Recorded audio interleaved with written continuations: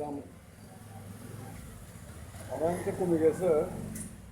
তার কারণটা হলো দেশের বর্তমান বিরাজমান অর্থনৈতিক পরিস্থিতি খুবই নাজুক।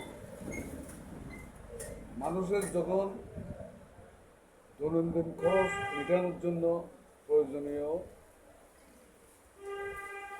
ভাত তরকারি ব্যবস্থা করার জন্য যে টাকাটাও লাগে, অনেক সময় এই টাকাটাও মানুষের হাতে থাকে না।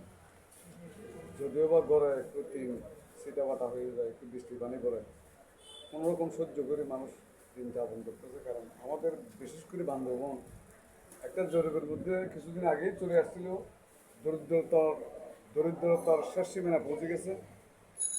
এই বান্দরবনে কোনো মানুষের থেকে ঠিকভাবে ঘরবাড়ি করবে বা একটা আবাসন সুবিধা একটু জায়গা কিনবে এরকম পরিস্থিতিও নেই।